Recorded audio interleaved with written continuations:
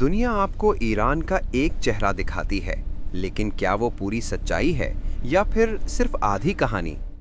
हकीकत ये है कि ईरान एक ऐसी दुनिया है जहां तारीख, कल्चर और खूबसूरती हर मोड़ पर आपको हैरान कर देती है।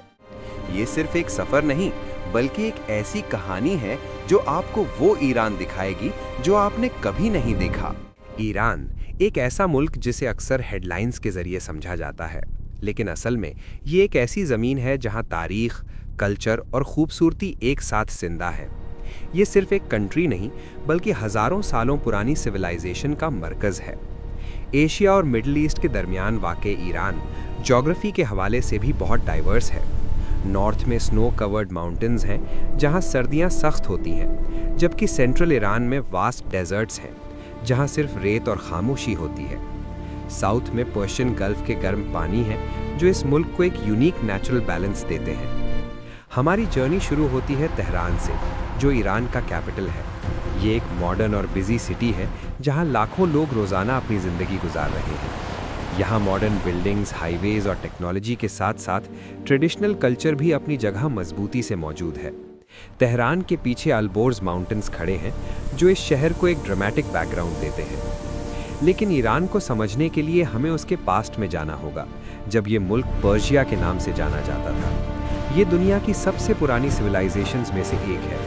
2500 साल पहले अकेमेनिड एम्पायर के दौर में पर्शिया एक पावरफुल एम्पायर था जो एशिया, अफ्रीका और यूरोप के बहुत से हिस्सों तक फैला हुआ था। इस तारीख का सबसे बड़ा निशान है पर्सिपोलिस, एक एंशिएंट सिटी जहां आज भी मैसिव स्टोन कॉलम्स और कार्विंग्स मौजूद हैं। ये जगह सिर्फ रूइंस नहीं, बल्कि एक कहानी है एक ऐसे एम्पायर की जो अपने वक्त का सुपर पावर था। आगे बढ़ते हुए हम पहुंचते हैं इस्फहान, जिसे लोग निस्फ़े जहान यानी हाफ द वर्ल्ड कहते हैं। इस शहर की मॉस्क्स और आर्किटेक्चर दुनिया भर में मशहूर हैं। Turquoise domes, detailed tile work और सिमेट्री इतनी परफेक्ट है कि हर नज़र रुक जाती है। यहाँ की जामा मस्जिद और नक्शे जहान स्क्वायर ईरानियन आर्ट और इंजीनियरिंग का बेहतरीन नमूना है। फिर हम चलते हैं यज़्द की तरफ, जो एक डेजर्ट सिटी है।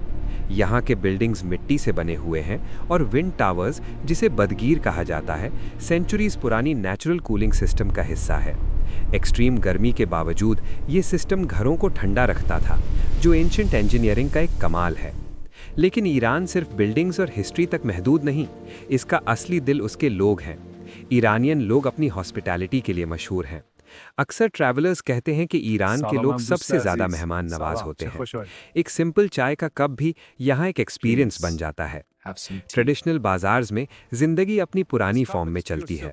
रंग बिरंगी कारपेट्स, खुशबूदार मसाले और हैंडमेड चीज़ें हर जगह नजर आती हैं। हर चीज़ के पीछे एक कहानी होती है, एक हुनर होता है जो जनरेशन से ट्रांसफ़र होता आ रहा है।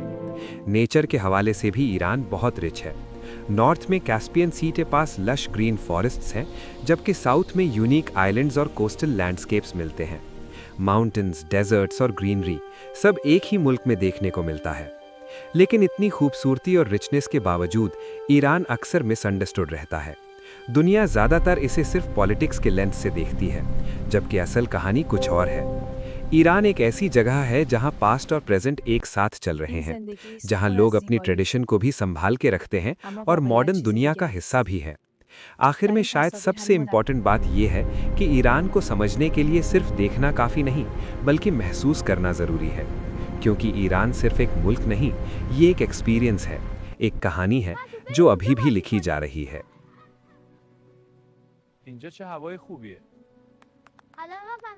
अगर आपको ऐसी ही रियल और पावरफुल कहानियाँ देखनी हैं, ट्रैवल विद जफर को लाइक और सब्सक्राइब ज़रूर करें, क्योंकि असल कहानियाँ अभी बाकी हैं।